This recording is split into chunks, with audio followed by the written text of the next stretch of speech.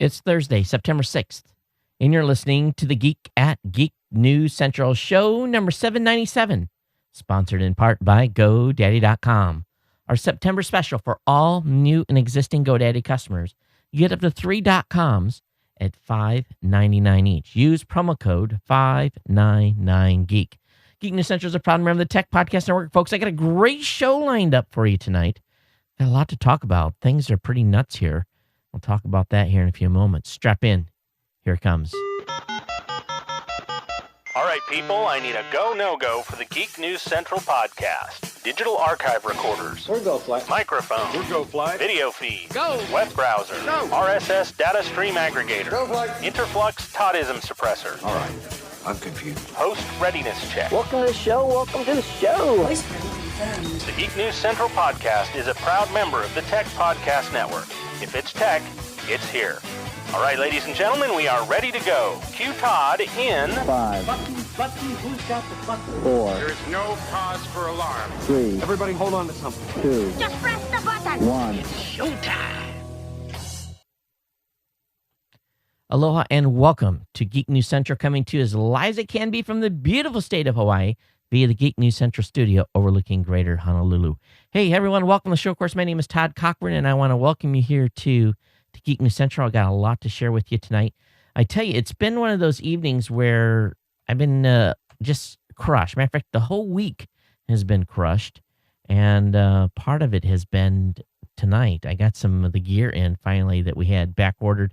I'll talk about that here in a few minutes. We're actually testing tonight, streaming on live stream for the very first time, along with doing our primary live recording on Amazon as well. We're using the Amazon Flash Media server at live.geeknewscentral.com.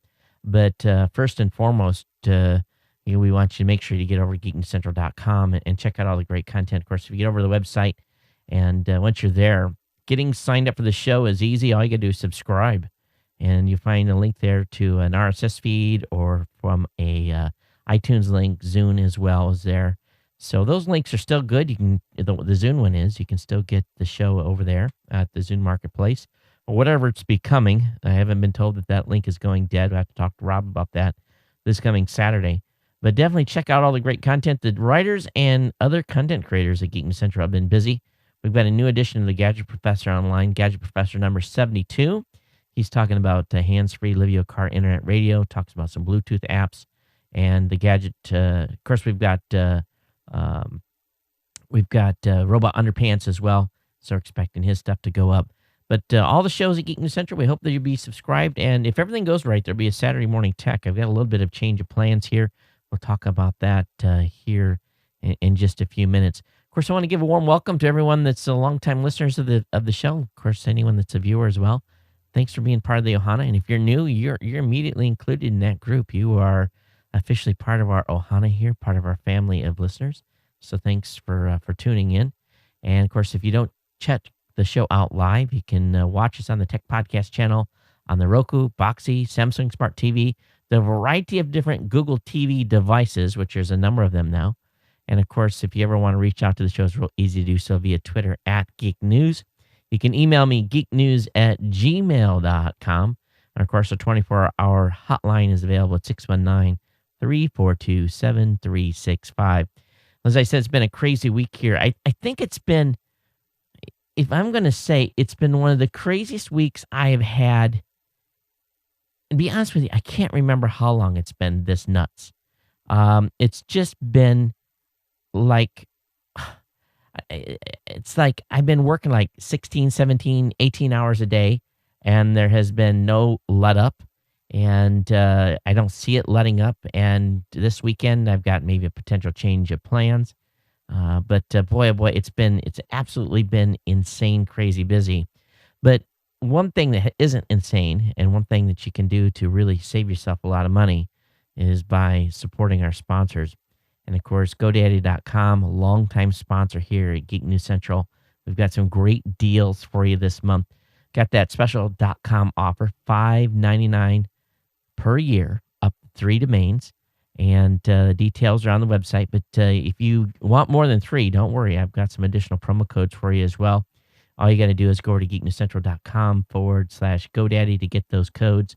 And really, there's a code there for every occasion.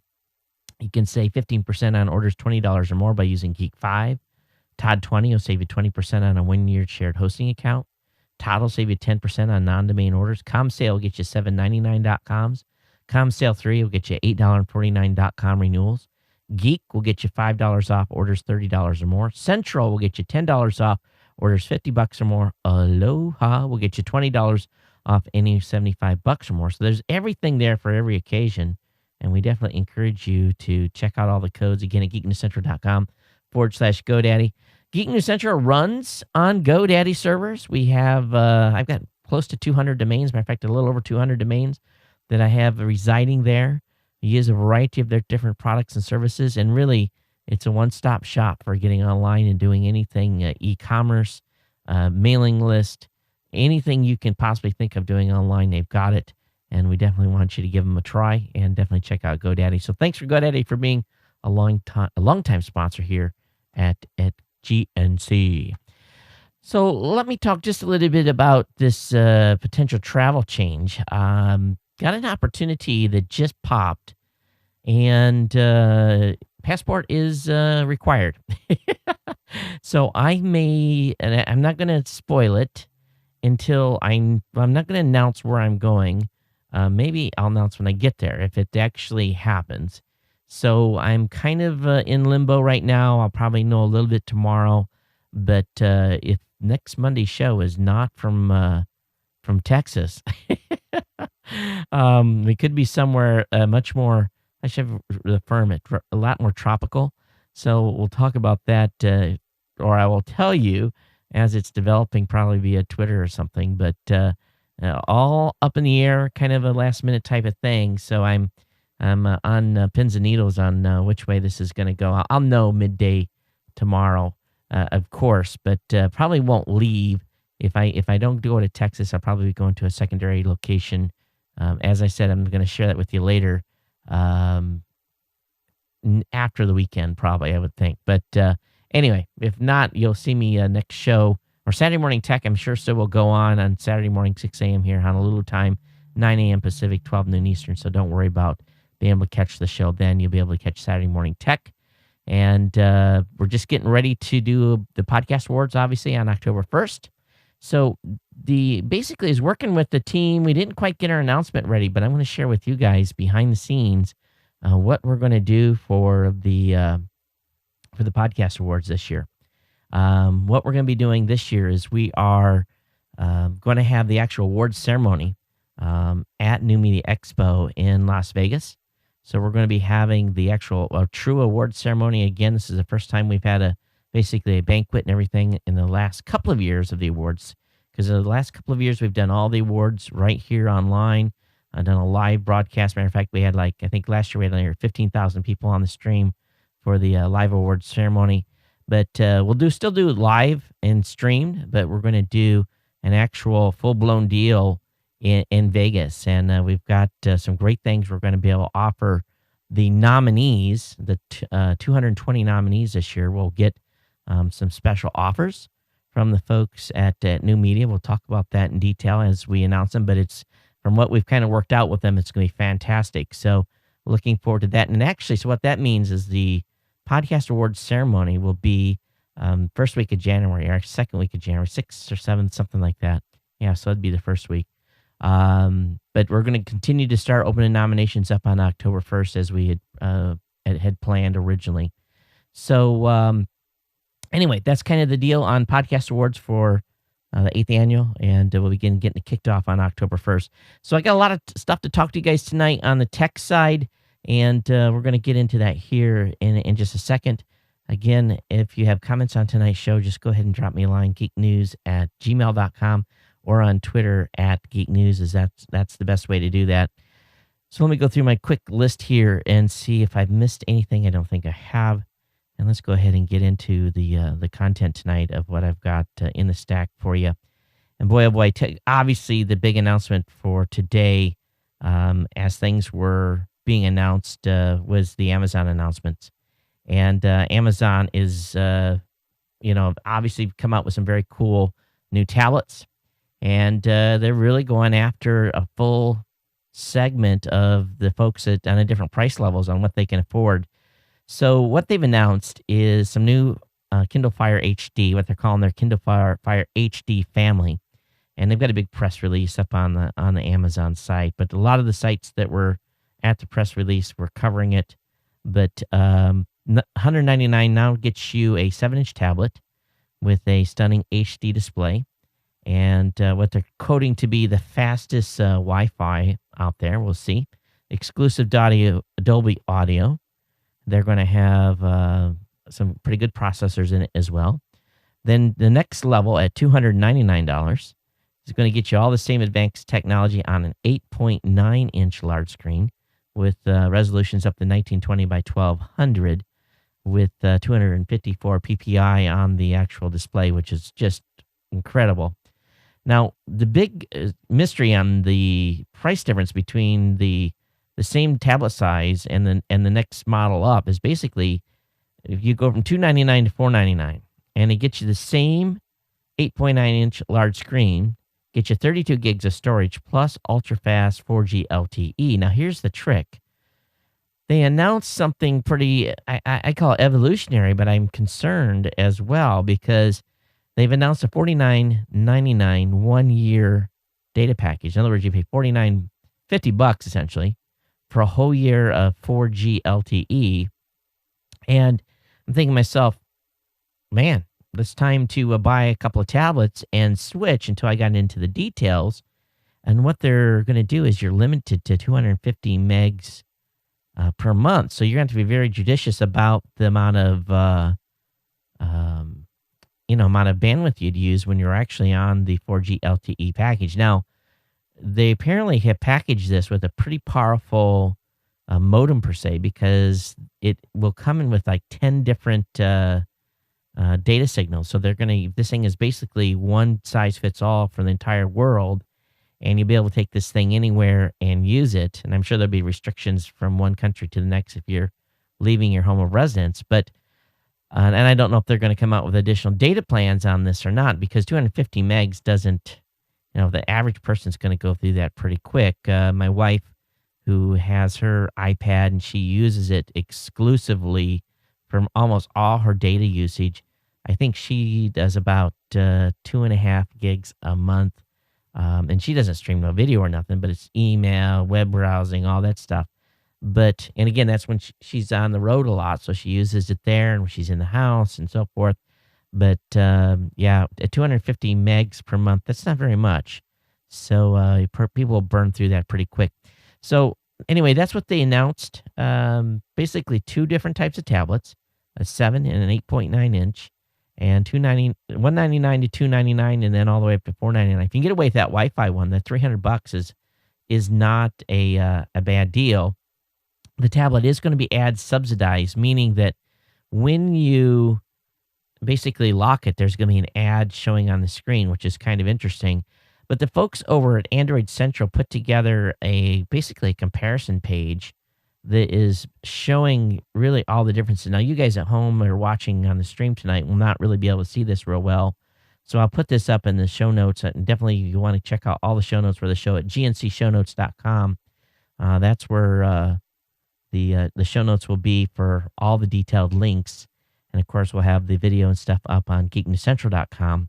But, they talk about the differences between, like, the Surface RT, the Nexus 7, the iPad, and then it breaks down the Kindle, and it shows all the details on the tablet and how they break out. So I'll have that link up for you to take a peek and maybe help you if you're deciding to jump in the tablet market, whether or not you want to, where you want to spend your hard-earned dollars at. Now, I'm kind of torn because, the Nexus 7's out, and I had been contemplating whether I was going to buy that, and then, of course, these new Kindle announcements come out. So you've got the $199 and $249 price point for the Nexus 7, and you've got $199 or a $299, depending on which size you get for the Kindle Fire HD. So I guess I'm going to have to talk to my wife about it and see which way we're going to go. But believe it or not, that 8.9 to me sounds pretty sexy from a size standpoint. You can't beat the price on that if you go with just the Wi-Fi version at $299. So we'll see where this leads, and people are raving about it. Lots of good discussions online. People were not at all poo-pooing the actual device. There was good reviews on the video quality and responsiveness of the device. It's got a pretty nice processor in it, and with the option of having 16 gigs or 32 gigs of storage, and that 250 ppi, the 254 ppi pixel rating, along with the 1920 by 1200 actual max screen size, with the OMAP 44.7 processor in it. Pretty good deal. But we will see if this is going to end up being one of the best tablets out there this year. Time will tell on this. But, they're throwing tablets out there as fast as we can basically review them at this point. But there is as people said, there is a little bit of concern out there about, the price difference between the LTE version and the Wi-Fi version. So, choose wisely and know that $50 a month only gets you 250 megs of storage. All right, Amazon, when we're making these announcements today, they did announce, basically showed some charts without any real data points on them. But this struck me pretty amazing, and this was over on TechCrunch, and actually they credit The Verge for the actual taking the picture of the screen. And I'll bring this up for those of you that are on the video part. So what they show is physical book sales versus Kindle book sales. And if you look at this chart starts at 1996 and then goes across to 2012. And what they show is basically this steady climb of physical books sold via Amazon. And then starting in 2008, mid-2008, this near vertical line of the number of Kindle books sold. And it eclipsed the physical books sold in about 2000, midway through 2010. And if this is an accurate chart, if this truly is an accurate chart, that tells me that physical book sales are in big, big trouble. Now, I'll be the first to admit, I get on airplanes, and what do I see on airplanes? But I see folks that are, on their devices. I see very few people actually reading physical books anymore. Once in a while I do. And usually you can kind of tell based on, I hate to say it this way, but the age of the person.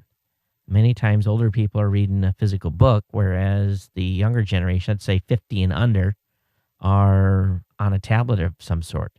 Very rarely do I see, the younger folks actually not using a device for reading. And it's just kind of my quick observation as I've been flying around the country for these past 5 or 6 years. But, the folks at Amazon, they're pretty excited about this. And you're going to be able to get them pretty soon. And those in the UK, you're going to have them available starting October 25th. And they're going to be coming in at 129 pounds. Or is that pounds or is that euros? Anyway, so probably 129 euros, I would think. Based on the symbol they've got there. So, available here in the U.S. real quick. And then, of course, October 25th in Europe. All right, let's go ahead and switch up topics here. Get off the Amazon announcement. We've got a couple of great articles that were written on GNC by our writers over there. With the Democratic National Convention wrapping up today, and, of course, the one last week, I have been seeing all sorts of nastiness in Facebook, on Google Plus, just about everywhere has been, people must like losing friends or something because, you say something nasty about another political opponent, it's automatically almost guaranteed that 50% of your social circle is going to not like it. But I think there's it's an app out there. It's called Social Fixer. It takes the politics out of Facebook. And, it basically removes anything that it finds on keywords that you set up, and it basically doesn't allow those to show up in your timeline, and you can kind of avoid the hate and discontent that's being raised on many of these sites. And someone had actually put a a picture up on a Google Plus post, and I kind of just made not a political comment, but a kind of a cutesy comment, and got accused of being a troll. And I was like, I'm just making a comment. I'm not being nasty. I'm not being left, right, nothing. I'm just, and the person blocked me. I was like, wow, okay. Thank you very much. And I guess I won't comment on any of your stuff anymore. So people are really, really, really sensitive. So it is kind of interesting what's happening in the space, and I kind of love to hear you guys' feedback on what you're seeing, and if you're already tired of the noise that's out there on the political front. Another article that was written by Andrew is on basically part 2, talking about Kickstarter and Kickstarter accountability. And, the question that has been raised is what happens when a Kickstarter fails? And they, basically they made their amount of money, but the project never gets off the ground and they don't meet their objectives. Well, apparently they haven't had to cross that bridge yet, according to Kickstarter. And they've had a few minor shakeups here or there, but nothing big. But, really makes you wonder what you should consider. Do you have to look at the reliability or credibility of the person before doing Kickstarter stuff? And I guess the way I kind of look at Kickstarter, I kind of consider it like going to Vegas and you're going to the craps table. And if you think something's cool and you throw up $100, it's just like throwing $100 down on the crap table. And you're just hoping that, you're going to roll a number and versus rolling a 7. And, so I like to play for a winner. I don't like to play for a loser. So, I'm going to go out there and contribute money. So far, every one of the Kickstarters I've been involved with, I've got what they say they're going to deliver. And it's pretty cool. But he does have some good points. And he's also bringing up a UK point of view, because that's where he lives, is that if folks in the UK may have some protection if they paid a failed project using a credit card, and might be able to get some of your money back that way. So I don't know. You'll have to look into those terms of services, talk to your credit card company on whether you can get your money back or not. But also, too, is if someone partially delivers, how does that work out? And one follow-up post by KL on the Vizio. The write-up basically says one of the hardest problems that she was having was trying to play the media that was on the local network, and it goes into talking about basically how she accomplished that and the challenges that went around it. So I'll have those links up on the website, of course, at gncshownotes.com. 3 articles from GNC that you probably already have hit, but for those of you that haven't been over lately, you definitely want to come over. And that's 3 of many that have been up on the website. Of course, you guys know that I was a cable cutter for about a year until the wife turned the cable back on. And we're actually close to being cable cutters again. It's actually my wife actually now is the one that's initiating the cable cutting. But a FiOS TV executive said that cord cutting is growing and it's going to change the TV business. And I thought this was interesting because it comes from someone that is basically providing television service via FiOS and basically is a cable provider.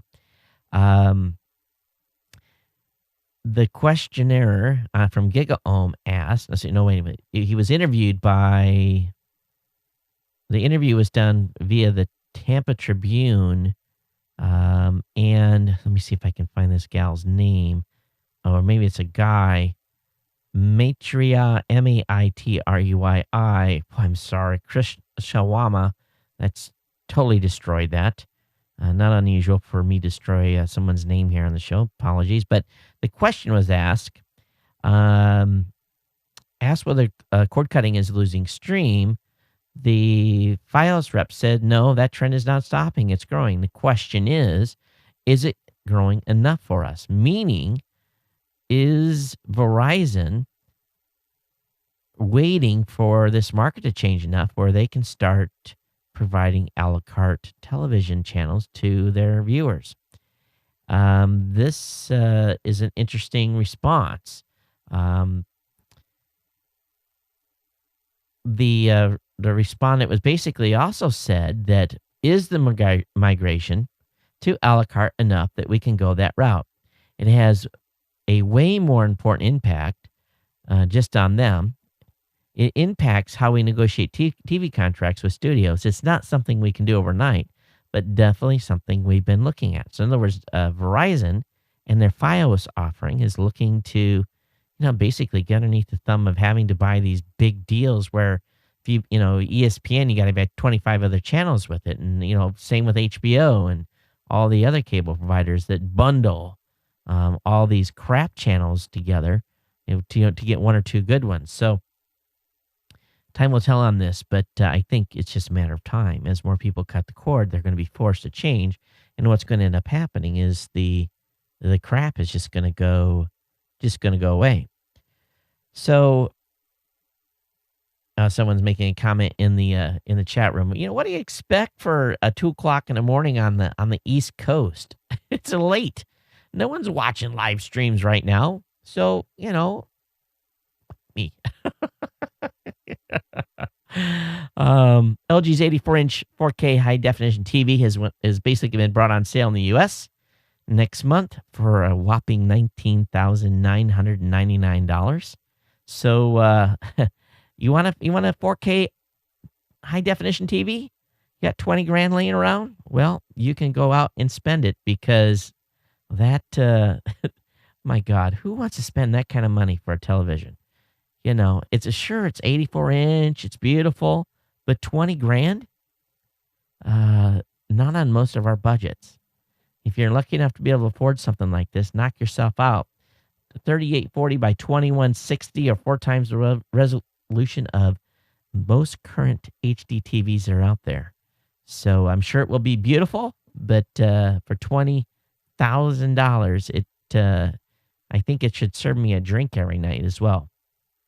Hey, the Wall Street Journal is reporting that Apple is developing a competitor to Pandora, and they're saying it could launch within a matter of months.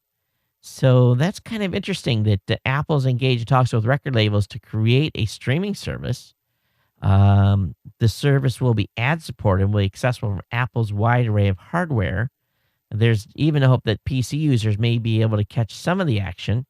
That's an interesting move by Apple, and I can't believe they would be ad-supported. Apple doesn't like to lose money. So maybe people will pay a premium, though, to be on those, if it's a default app that's right on the front page of your devices. Big advantage there. So I'm sure Pandora, Spotify, and so forth are probably a little bit nervous. The New York Times has also chimed in saying that they have some proof of this being put forth. What do you think about Apple getting into that biz? I guess they're in everything else, so it shouldn't come as a surprise. But if I was a Pandora boss, I would be a little bit nervous based on the market share of everything that's going on with all the iOS devices. Hey, if you happen to be a Windows Phone user, there is a PayPal app that's been released today for you. So, we know that the Windows Phone marketplace has a long way to go in competing with the App Store, but this is nice that they've got this PayPal app that's out and available. I do have a story tonight, a little later on, that's going to talk about PayPal and some concerns, and enough concerns. It's got me concerned. I sent the article over to our finance officer, and it's basically dealing with business accounts and seeing large influxes of customers and PayPal having a tendency to lock people out on stuff. So I'll have this link up in a little bit, but we'll talk about it more when I get to it. But first and foremost, I want to talk about Chinese students basically being used as slave labor. They're getting paid, don't get me wrong here, but Chinese students are reportedly being required to quote-unquote intern at Foxconn producing Apple's next iPhone. Over at thenextweb.com, it's being reported that basically these students are showing up to their colleges for college education and instead being shipped over to Foxconn for a 2-month internship. And this is to compensate for a labor shortage ahead of the next generation iPhone. There's some students that are not happy about this, and they have been putting some stuff up online. The Shanghai Daily quoted a student with a username of Minkyu IQ84 saying that she and 200 of her classmates from the Huan Institute of Technology were taken to a Foxconn factory to work. She reportedly will be paid $244 per month for her work, although she'll have to pay for her food and her accommodations. That's the big scam on these places. You got to pay for your room and pay for your food, and probably by the time they get done, they have $100. Students from at least 5 other universities were saying the same thing and saying they were working 12 hours a day, according to this report, again, out of the Shanghai Daily. This gal wrote that the authorities had ordered the school to send students to assist Foxconn, but said the factory neither informed parents nor signed agreements with the students. 1 or 2 schools had canceled the internship programs with Foxconn after this type of media exposure and pressure from the public, she said, but her institute had no plans to do so and had even punished students who had tried to leave the factory. So that's a pretty, you're going to go to school somewhere, and lo and behold, they send you over, and you're basically building Apple products for $244 a month. You got to really think about that. So you break that down to what they're getting paid, and I think they're working 12 hours a day, 6 days a week, and I'm just using that as an estimate. So they're working, let's just say 60 hours a month. So they get about $1 an hour. And wow, $1 an hour. Let's say they just work 40 hours. That's still a month. That's still, $2 an hour. No, not even $2. $1.50. Yeah, $1.50 an hour if they're working 40 hours a month. So it's pretty sad wages for sure. But according to this report, more than 1,500 students were sent there to basically build our upcoming iPhone 5s. Let's move on and talk about Twitter a little bit. If you want to buy some ads now on Twitter, they have this self-service feature. So I went over and I did some experiments with it. I wanted to see how much it would cost for a promoted tweet. Oh my goodness. Go over there with a very empty credit card because they are not cheap. I was blown away by this self-service advertising and how much it was really going to cost. I was just like, I get this for that. I am in the wrong business. They are getting incredible rates for their the tweets, and I was just going to buy a couple of specific keywords, and no, thank you. It's going to have to get a whole lot cheaper. And that's why you see most of the big brands in there, because the little folks can't afford to buy ads on Twitter. It's insanely expensive. And wow, I was really shocked. I really was. But just go ahead and check it out yourself. You can find where the links are. You can go over and play around, set up an account, and you'll be amazed. We've talked about PogoPlug for a long, long time. And the folks over at Engadget have basically the folks at Engadget found out via a press release, which for some reason I didn't get. I usually get most of these from PogoPlug. But PogoPlug has added, maybe I deleted it, PogoPlug adds Amazon Glacier-based cloud storage to their service.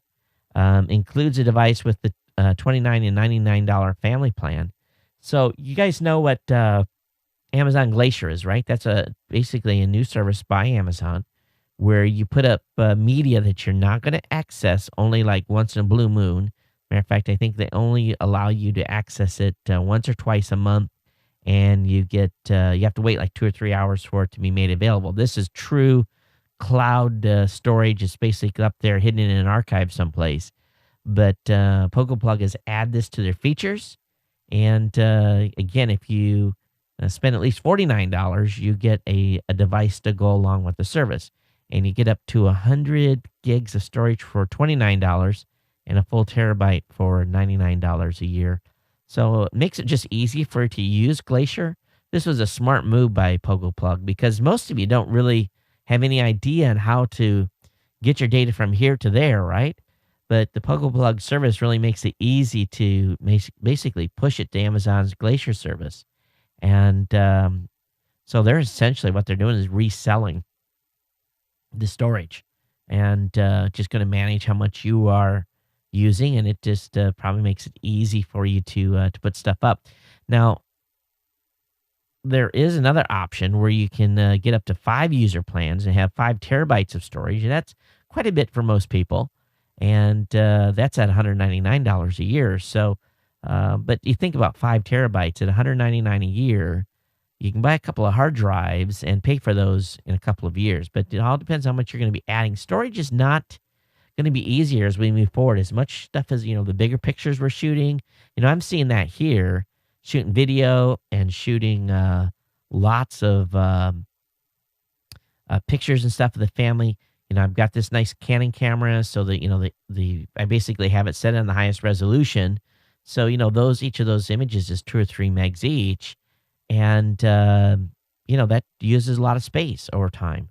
And I've actually taken for the show, the actual video recordings of this show. I used to save everything, but now I'm just saving one master HD copy of the show, and not even saving the raw, not even saving because when I do this, when I'm recording right now, what's going on is I'm basically recording at the full stream. So I'll end up with like a 50 gig file at the end of this show, which I get done crunching down to about 800 megs when the show's put up online.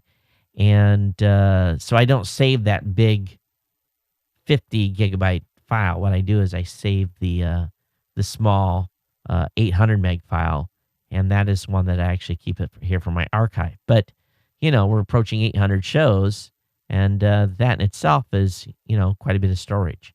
The audio stuff is insequential, but the video stuff really uses up a lot of space. All right, let's talk a little bit more about what was going on with Vobal and Ustream. And this has gotten a little bit nasty. We know that Ustream's CEO had responded to the issues that were going on with the Hugo Awards and apologized. And the folks at Vobal had a very different view of the incident. Here's what their CEO had to say via email. Vobal was shocked when it learned of the Hugo Award incident for the first time in the media, as no contact was made by Ustream through Vobal's 24/7 customer support or through any other direct channel at any point during or after the webcast. He then went on to add, Vobal technology was not at the root of the problem. Our content identification system provides customers with accurate information. Each customer must decide for itself what it does with that information. So I'm sure, what has happened here is that you guys know that Ustream had some trouble, along with some other sites, with some content from these wrestling, the whatever they are, those big wrestling shows. And I don't know if they went to court and settled or how that all went down, but basically Ustream had to put some sort of content management system in so that when someone was basically streaming something of a copyrighted nature, that they'd have ability to take it down. Well, in this instance, obviously the technology worked against Ustream, and by the simple fact that they, with permission, had played some video clips, and the system didn't know that they had the permission, basically shut the stream down. But the Ustream CEO had basically said, hey, we couldn't get the stream back up. It was like Vobal had locked them out. So looks to me like it's a little blame game going on, and the damage has already been done. But really, here's the crux. And we're going to talk about this more later. And I've talked about this the last 2 or 3 shows, and you guys are probably sick of it already. But there's an increasing number of video services that find it necessary to use these automated filters to protect themselves against lawsuits. And I guess while I'm on it, I'll talk about it. The president's wife, Michelle Obama, had spoke 2 nights ago. There was lots of people, lots of news organizations, reporting on this, taking the video clip, and basically putting it up on their news channels for their YouTube channels. Well, dozens of sites, and including the Democratic National Committee, their video was locked out for copyright violation because Fox, ABC, CBS, NBC, Reuters, API, all these other groups had put these same exact videos up, and each one claimed copyright, of course, on that content.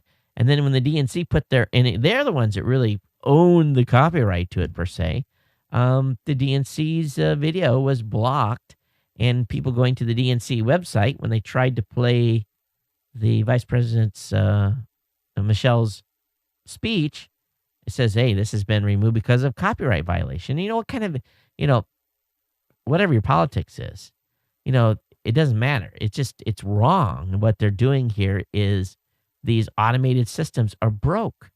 These filters don't know anything about copyright exceptions. They don't know anything about fair use. And, at this point, we can almost laugh because it's gotten so bad. And, the takedown. We're all being takedown. Jeffrey Powers ran into a problem, and I retweeted one of his tweets a couple of days ago. He bought a royalty-free, open source album on Amazon earlier in the year. And it basically, royalty-free, open source, you can replay it, you can use it in commercial purposes. All the licensing information was on there that was legal for him to use that, a clip from that music in one of his videos. And he did, and got slammed immediately by YouTube by a copyright violation. And turns out that the album that was being sold by Amazon as basically copyright-free, royalty-free, all these rules, all these things that basically says you can use the music, was in somebody's system showing, oh, no, there's a copyright on this, and you can't do that. So he got hit with a violation. So it's not only on the music, on the videos, it's on the music as well. And, it's pretty scary out there. And it continues to be a growing issue. So I've already beat on this drum a lot, basically beat this dead horse. So we'll move on. But be careful what you're putting online, because YouTube and their automated bot will get you for sure. All right, Chromebook rentals by Google launched at $30 per month. Okay, they're cheap. Those Chromebooks are cheap, but Google's gonna be renting them. Are they that desperate to move these Chromebooks that obviously aren't selling? You can get the Chromebook for $599 a piece in a bulk purchase. And, that's not a lot, but it's obvious that corporations are not going to the cloud as much as people would expect. And I don't blame them, because I know I have a Chromebook here and I use it, but it's not that robust. It's hard to save files and stuff. And if you're working completely in the cloud, you're good. But if you want to open a Word document or something like that, you're out of luck. But anyway, you can rent them as a business now. And that might be okay for an intern thing where they need to, basically ramp a bunch of new employees up or something in a short time. But I can't imagine that being a good long-term solution. Hey, Microsoft have a little bit of fun, and they've got a website now that says Bing It On, Bing It On, B-I-N, yep, Bing It On, the smart marketing ploy. They bought the website bingiton.com. And now when you go, and let me just go over here, let's go over to Bing It On, and let's look at what happens. So I'm going to go Bing It On. We're going to bring up the website, and those of you who are watching can watch us here. So let's get ready to Bing It On, the side-by-side search Bing versus Google. So I'm going to go ahead and do, let's think of what we can put in here. We'll do Geek News Central and see what we get when we hit the search button. And does it actually do a side-by-side? All right, nothing is happening. Okay, to just lock, oh, here we go. I wonder if Google has locked him out. Loading round one results. So it basically shows results on the left, results on the right. So I have to vote for the best results. I'm going to look at the results from Microsoft, and they have that's good. Got live. They've got, oh, that's a little bit weird. I would say on this search, Google wins. So I'm going to say Google wins that. So now I'm going to try another one that we do all the time. I'm going to put in podcast community. And if on Google, blueberry.com is the first one. Same as on the left. And the second entry on Google is Wikipedia. The next entry on Microsoft is Podomatic. The third is Podcast Pickle. I know Podcast Pickle is essentially pretty much down and no longer an active site. Boy, I tell you, this one here, I'm going to have to basically, by the third or fourth result, I would kind of have to give this one to Microsoft. That one's close. And let's see here. Let me think about another one. So we'll do this one. We'll do PowerPress plugin. And obviously, these are loaded results. And this definitely, Google wins this one. So, it's this. I don't know. I don't know there, Microsoft. If you if you're the winner or not, I hope they take this information and go back and look at the results, because I definitely think here that Google's still edging them out in many ways, and I think the way they lay it out is a little bit better. But anyway, fun to play with. Bingit.com. Give it a try. Try your own results. Let me know who wins for your challenge. You can drop me an email here, geeknews@gmail.com. Voicemail hotline 619-342-7365. All right, let's talk about a potential patent here. One of the things and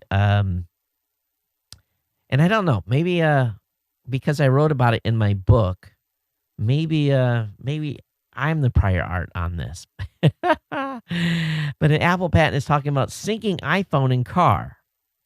And you go, I've talked about this in the past. So let's be straight up here. I've talked about wanting the ability to be able to walk out of the house with my phone and basically get into my car and have my car take over, not necessarily my device, but have the car take over. So the folks at Apple have written a patent on syncing between your phone and your car.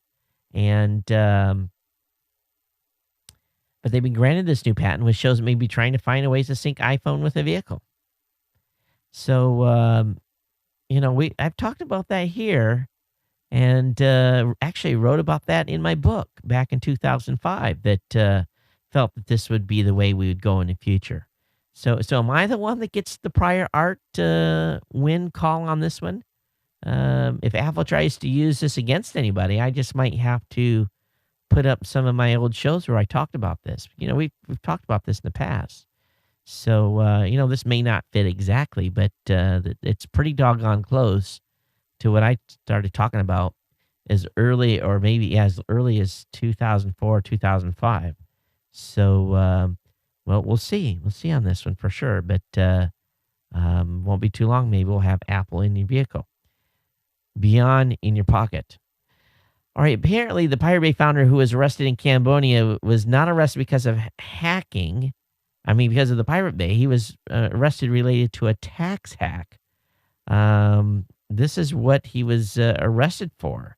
So sources have confirmed that he's being held at the Interior Minister's Counterterrorism Department in conjunction with alleged hacking of a Swedish IT company and the subsequent leak of thousands of tax numbers.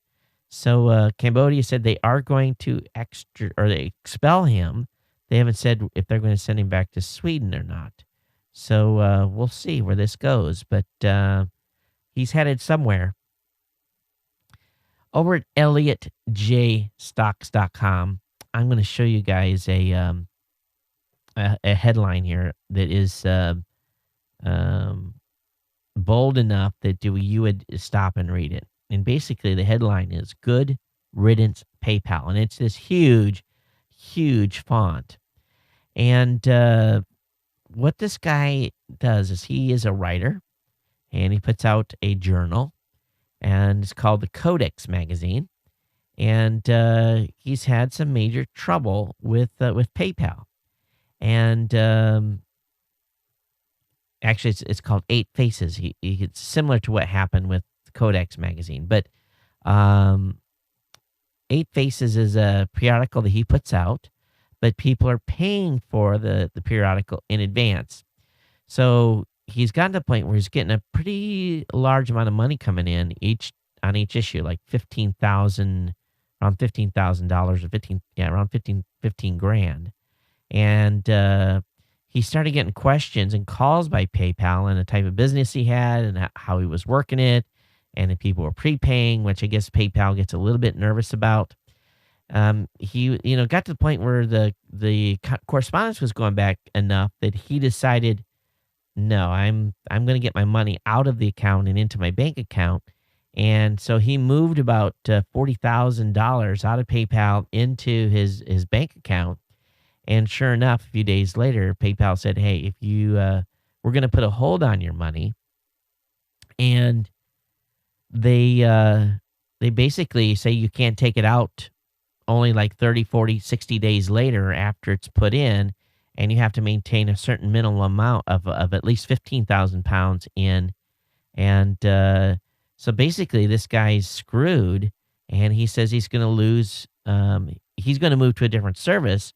But what's happened here is PayPal is going to lose about fees on about $40,000 a year. So we run a huge amount of business through PayPal and through our hosting services we have at Raw Voice, and the variety of different other things that we run through there. So, at any given time, I've got a certain amount of money in that account. And it makes me a little nervous because we deliver on demand and people pay for a product. It's just, there's no waiting. They get their service immediately. So, maybe we're not at risk, but boy, oh boy, he is not happy. And he goes through his whole story of using PayPal. So if you're a business and you're using PayPal to collect any amount of money, you need to go read this article. Of course, this will be up in gncshownotes.com. I want you to check it out. And of course, please link to it if you do. Tell them where you heard about it. But lots of comments on this one. And this has been online. This particular article has been on for a couple of days, and it's gotten a fair amount of traffic. So anyway, link will be up in the show notes for you to check out. All right, over in Techdirt, judges approved the ebook pricing settlement, says it's in the public interest to stop price fixing. Judge Denise Coate wasted no time in approving the Department of Justice settlement with 3 book publishers in its anti-lawsuit over ebook pricing. So what's going on here is the settlement between HarperCollins, Simon & Schuster, and Hachette has basically been pushed forward. The terms of the settlement are pretty straightforward. 1, they must terminate their agency agreements with Apple within 7 days after entry of the proposed final judgment. They must terminate those contracts with the ebook retailers that contain either a restriction on the ebooks retailers' ability to set the price or a price minimum, price MFN, whatever that means, as defined in the proposal's final judgment. And for at least 2 years, they may not agree to any new contract with an ebook retailer that restricts the retailer's discretion over ebook pricing. And for at least 5 years, they may not enter an agreement with an ebook retailer that includes a price MFN. So it must be minimum financial MFN. Minimum financial. Well, it doesn't make any sense what that. Someone's gonna have to tell me what a price of MFN is. That's not a term I'm familiar with, but so this is huge, and but these companies are, and I think they have to pay a fine too, a pretty big one, over this. But they got body slammed over this DOJ settlement. So we'll see where this goes. And there's other cases that are continuing, including Apple. So we'll see where these other cases go as well. Hey, over on Ogizmo, any of you have got a little bar? I've got like a little mini bar. I don't have like this anything fancy, and it's not something you can stand around. But it's a little counter space in my garage. But this is pretty cool. It's called the Inebriator. It's a robotic bartender that mixes drinks on command. So this is pretty cool. It's a pre-roll program with 15 drink recipes. So you and your guest basically can find something you'd like on the menu. 15, that doesn't make, that's not a lot of different combinations. But one thing I like about it, it's got an ice machine. Basically, you can put ice into it, and it also has a blender. So you wait till you see this thing. It doesn't have a blender. So it's just going to be ice that you put in, and then it pours it up. It's still cool. So it just makes straight up mixed drinks. I don't know who made this thing, but I'd love one. I really would. It's very, very cool. There's a video on it. You can watch the video, which I didn't have time to do, obviously. But just seeing this thing and how they've got it lit up makes me want to go, I'd like one of these. So anyway, have the link up in the show notes for you to check out. Another article over on Ogizmo. Ever put your finger up to your throat to see where you were at, how fast your heart was beating? Well, there's a new cardio application that measures heartbeat, no contact required. So this is kind of cool. It's no straps, nothing. It just uses slight change in your face's reflectivity to calculate how fast your heart is beating. So you just hold it up, point it at yourself, and it seems the iPhone's camera is sensitive enough to detect the change in color to your skin related to an increase in blood flow. I'd really have to. Is it free? How much does this thing cost? It's a $5 app. Worth it to see if it really works. But just to hold it up and just point it at your face, I can tell what your heartbeat is. That's pretty spectacular. But if they're putting it on the market, it must work. Hey, Jeffrey, if you're listening, that'd be a good one to demo on your show, man. All right, remember that cheetah that was basically run like 18 miles per hour? Well, they've really cranked it up. This cheetah now, this mechanical cheetah, is now capable of running up to 28 miles per hour. So this is now the world's fastest non-human. Or it's a machine, but it can achieve a peak speed of 28 miles per hour. So yes, it runs faster than a human. It's not the fastest thing non-human. That was stupid to say, but pretty cool. And but they've got a nice link for it. It won't be too long that these things are going to be wandering around our yards, chasing the birds off, and maybe chasing us. Who knows? How long before they become self-aware? That's the true question to ask. All right, uTorrent has landed on Android phones, so now you've got another way to burn through your mobile data caps. BitTorrent has launched a beta version of its uTorrent client for Android. The software allows torrent downloads straight to your Android and should help BitTorrent grow its mobile user base. Are you really going to do this? What are you going to download? Movies, to your phone? Does your phone have enough storage to handle the stuff you're going to download? I just think please, someone tell me what they're going to use this for. I just, I don't get it, to be honest with you. I really don't. All right, those of you that have ever heard of this thing called Homestruck, this webcomic called Homestruck, I'd love to hear from you. But I guess a lot of people are scratching their heads because a lot of people don't understand what Homestruck is. And essentially, what the write-up says, this is a book, webcomic, flash, animation, video game hybrid. And the guy has created a Kickstarter to basically make an adventure game. And on Tuesday, his fans helped him meet $700,000 goal within just one day. Now, you think about that kind of money to get to, well, actually, they got to $750K in just a day. That's a rabid fan base. So I know someone in this audience is a Homestuck fan. And if you are, please enlighten us. Call the voicemail hotline. Tell us about Homestuck and what makes it so cool and why people would donate that much money that quickly to this this meme. So 619-342-7365. Love to hear from you guys if anyone's a fan of Homestuck. You know, the police these days are really facing some challenges in prosecuting people because there's so many things that are affecting court cases because of digital evidence. So we've got a ruling here saying that looking at text messages without a warrant violates our Fourth Amendment's rights. This case that was basically thrown out involved a 6-year-old boy who had stopped breathing and then later died. His mother had called the police to report that he was not breathing, and while the police were in the house, they picked up the mother's cell phone and noticed a written but unsent text to her boyfriend, which suggested foul play. She had sent in her text message, "What if I take him to the hospital? What do I say about, and what do I say? And those marks on his neck, OMG."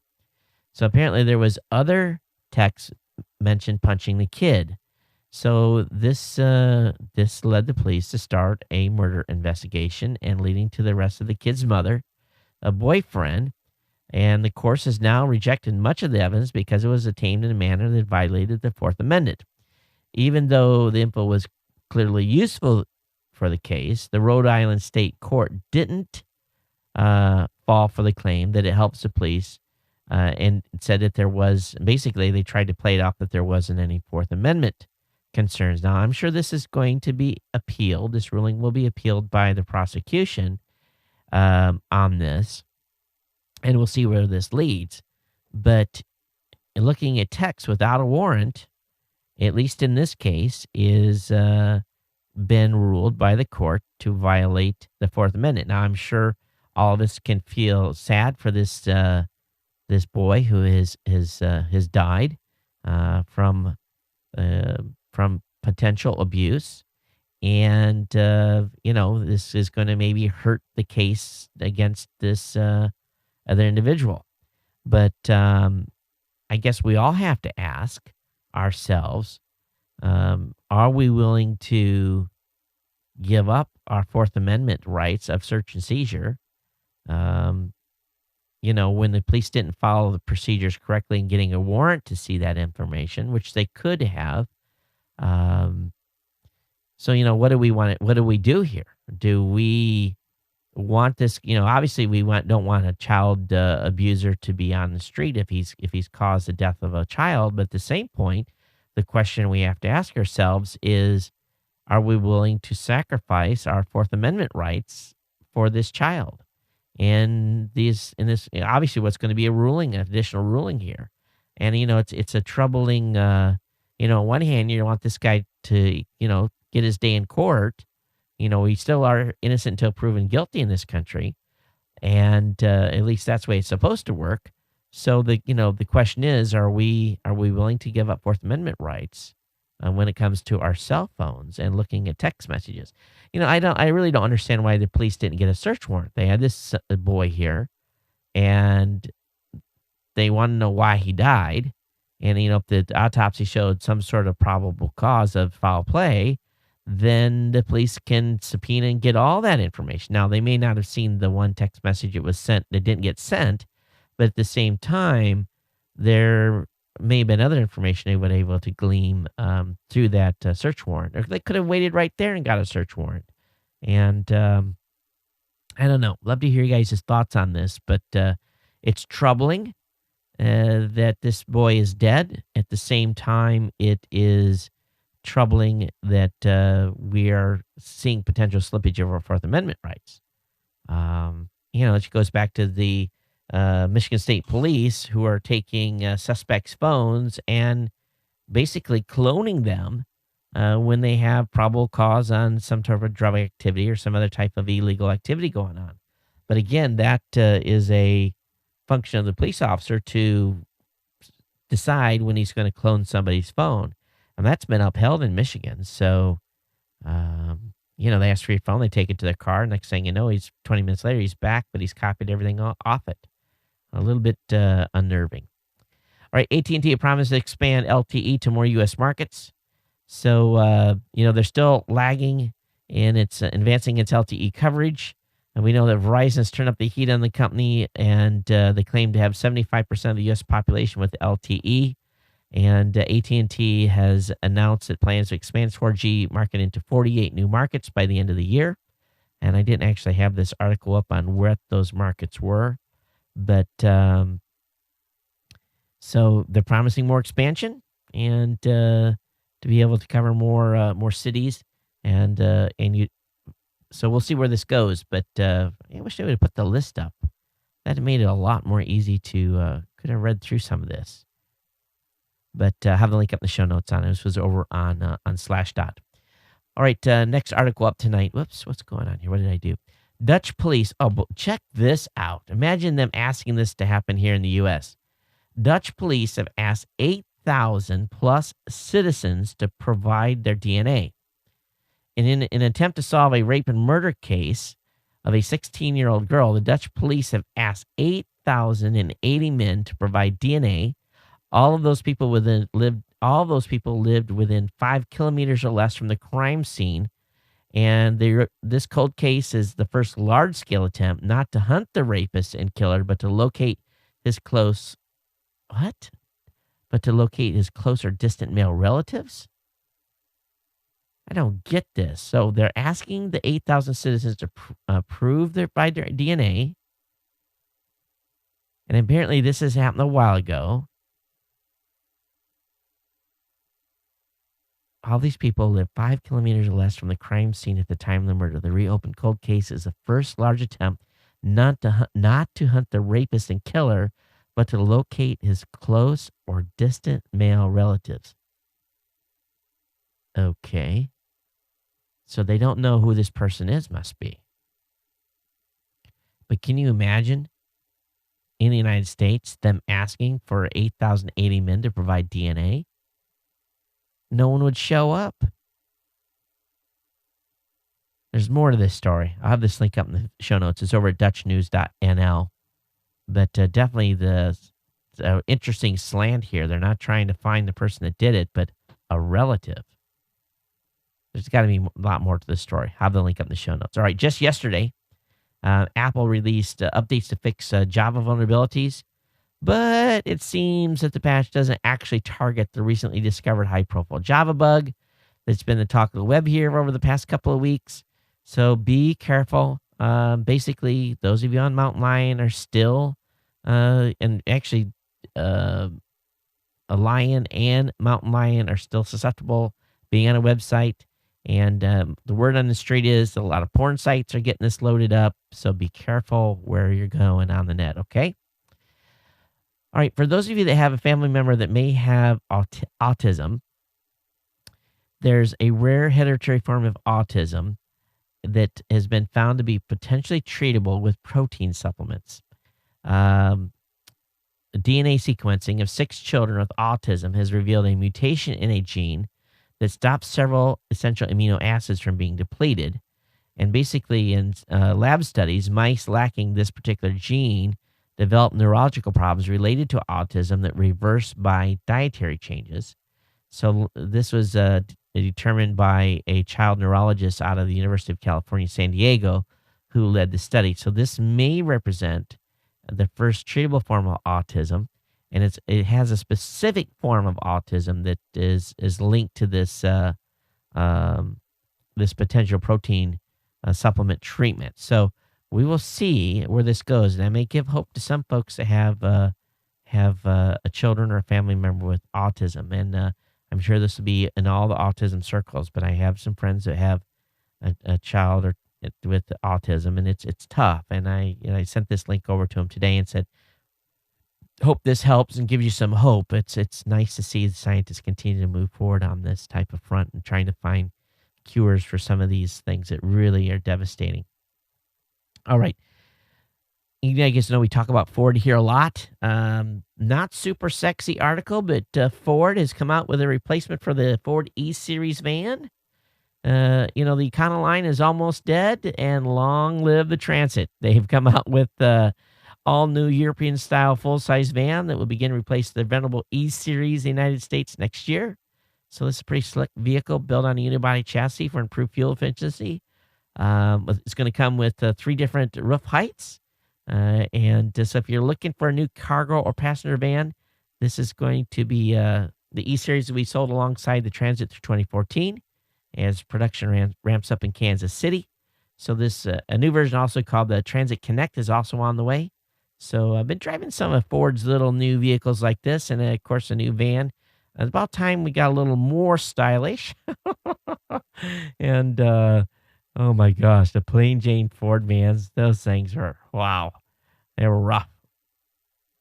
You know, the JPL scientists are now living on Mars time, right?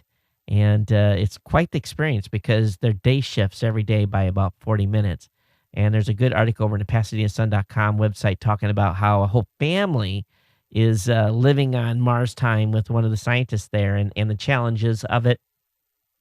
And I'll have the link up in the show notes for you to check out. But imagine having to shift your day to the right every day by 39 minutes. It could get pretty crazy after a while. Hey, the Japanese drilling vessel has set a record by drilling more than 6,926 feet beneath the seafloor. The Japanese Agency for Marine Earth Science and Technology are pretty proud of their achievement, and this new record is not that far from the old record, but they're going down and collecting samples, and they're basically their goal with this is to see real close to be able to basically get samples or get those deep samples in order to that's basically close to the Earth's mantle in order to learn more about the geology of the Earth and to understand microbes that live at such depth. So 6,926 feet. Just don't punch through. What happens when you go all the way through, go too deep? It could be bad, yeah?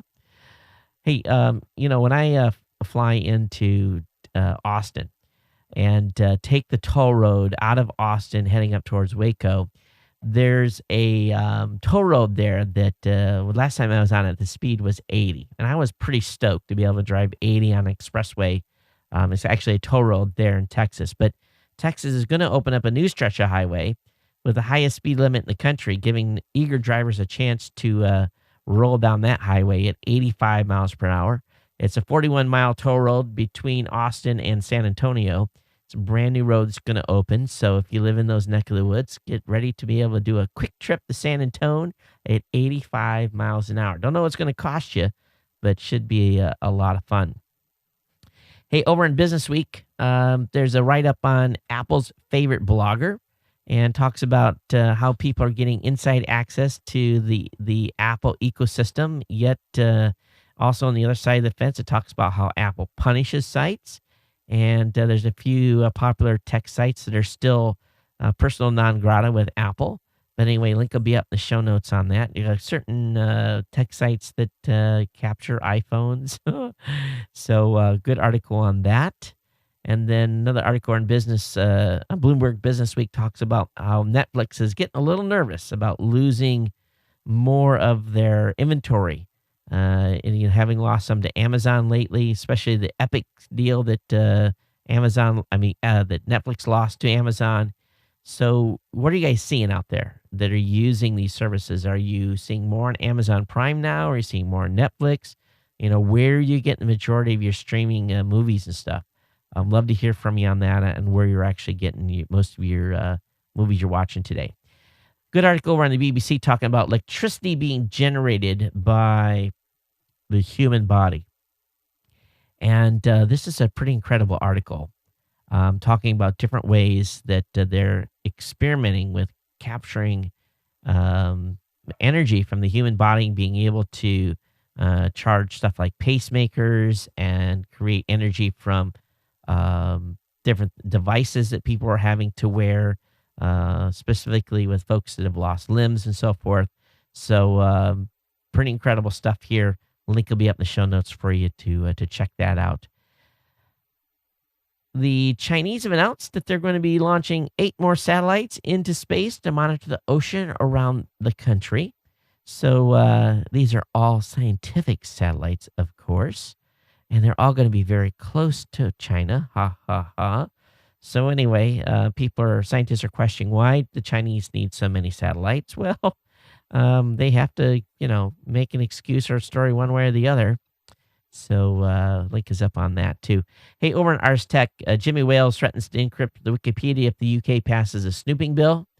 Basically, they've joined to oppose a communication data bill that's proposed by the UK government.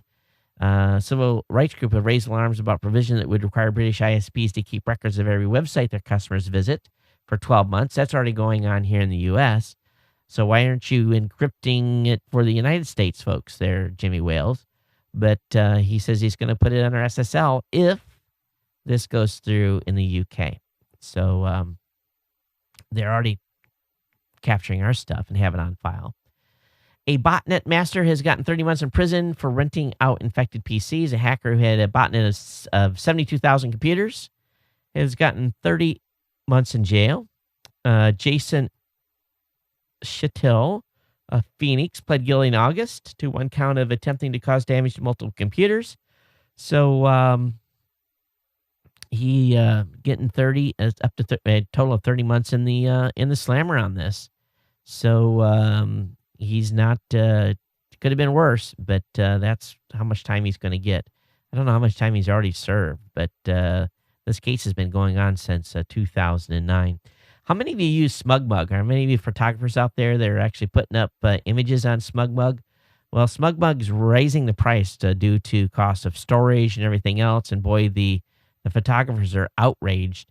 But there's a pretty good story by Thomas Hawk who talks about basically the profit sharing that goes on with SmugMug as compared to like Flickr and Getty.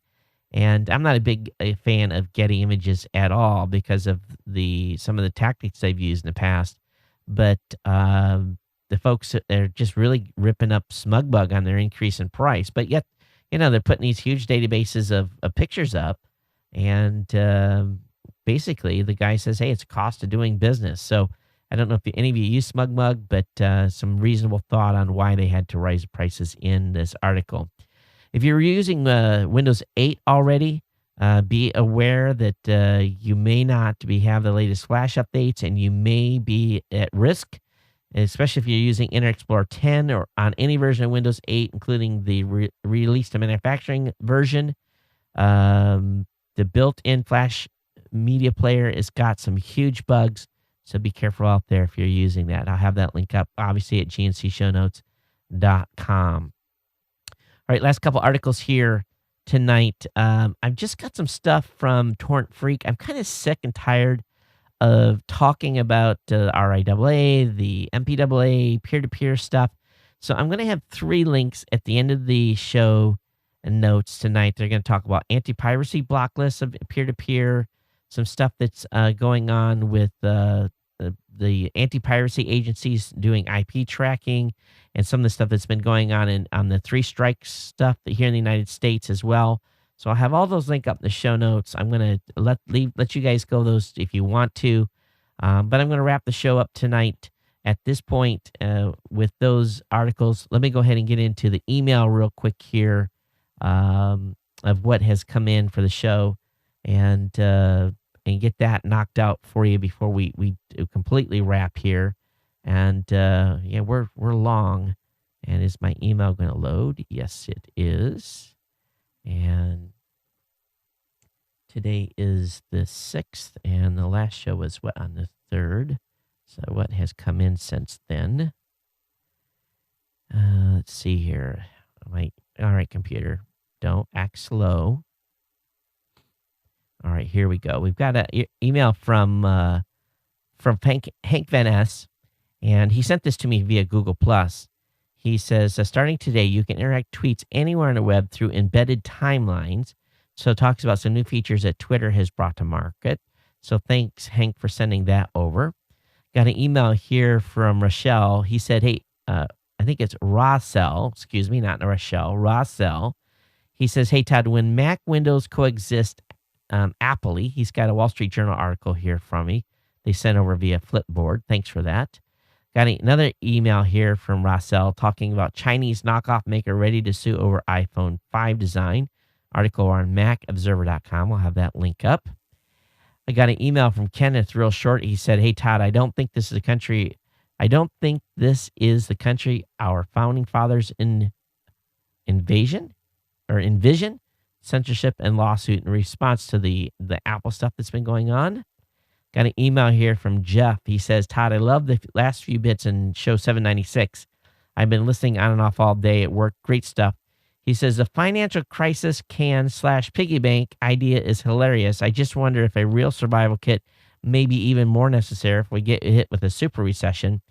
He says, "Quick idea for you. With a word of a 7-inch iPad running around the rumor mill, I wonder if iPad point-of-sale systems might be a good topic. Here at Amber, we've got customers all over the world, including Hawaii, using iPads, iPods, and iPhones. But from the server's point of view, the iPod is too small and the iPad is too big to take orders at the table. The 7 is exactly what they've been looking for." I agree. A lot of people agree with that. Jeffrey Powers talked about that on our last Saturday Morning Tech as well.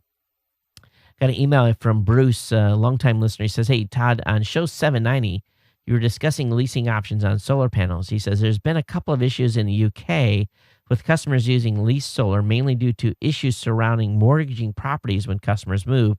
Chains are broken due to issues with contracts signed with solar companies, something around right of access for maintenance and future planning/zoning restrictions. As you can imagine, the UK is not the best country for solar endeavors, has not quite reached a tipping point, but is gaining popularity." Well, here they're absolutely out of control. I mean, it is everybody and their brothers installing solar in Hawaii. Matter of fact, that's why the prices are coming down. But at the same point, you got to be careful with the companies. And we got not a solar guy coming Saturday. We've got a kitchen and bathroom guy coming Saturday. Yes, the wife wants to do remodeling in a worse sort of way. So we'll see. Yes, you have fellas. You know how that goes, right? You just shake your head. Yes, dear. All right, we're here at the end. Thanks for the emails. Again, geeknews@gmail.com. If you have comments about the show, you can reach me at Twitter @geeknews. Of course, geeknewscentral.com is the place to go to check out all the great content our writers do. I want to thank for those of you that are up on the stream tonight for hanging out. The live stream stream looks to be still rocking and rolling. And let me actually show those of you that have hung out what I'm actually doing here. Can I show this on that camera? Let me select number 1, see if I can scroll down far enough so you guys can see it. Yeah, let me take the lower third off. You guys see this little red box right here? This is the live stream broadcaster. And underneath it, I have set up a Blackmagic Design SDI to HDMI converter. So I can actually monitor the stream that's going. Cables kind of strung all over the place that I'm going to have to hide. But I'm going to come up with a little better solution, kind of hide this box back here. But basically, I can watch the stream going on live stream right there and see how it's going. But I think we're going to be testing. And heck, I'm paying $30 a month for this stupid thing. So I'm going to go ahead and start using live stream more on a backup basis. Did get in the, let's see if I can show you guys this before we leave. I know I'm running late, so if you guys want to go, you can go, but let me show you this. This is the, what's the name of this thing? This is Ultra Studio Express, and this is from Blackmagic Design, SDI in, and you can do analog in, but the main thing is it goes Thunderbolt. So I had that hooked up to my Mac Mini underneath the desk here, and what I found, and of course it's, this is how the video feed comes in, video and audio comes into this right here, and what I found is that Flash Media Coder on the Mac Mini is just a piece of crap in a big way. So I have to make a decision here. It worked good under a trial version of Wirecast. So if I want to have 3 streams up, I have to look at, just one thing after the other. So hopefully the folks at Blackmagic Design will make some fixes and I can use it with the Flash Media Encoder. But it was just like video was chopping and it wasn't right. Under Wirecast, it was perfect. So I know if it works with Wirecast, it'll work with Flash Media Encoder if they choose to fix it, but I don't know if they will. I think FME on Windows, on the Mac just sucks. It doesn't work that well. So where the PC once again comes out on top. So anyway, that's it. Enough about this talk about hardware, but those of you on live stream, I hope I set it up right and it's working. And if you watch the show live tonight on live stream, drop me an email, geeknews@gmail.com.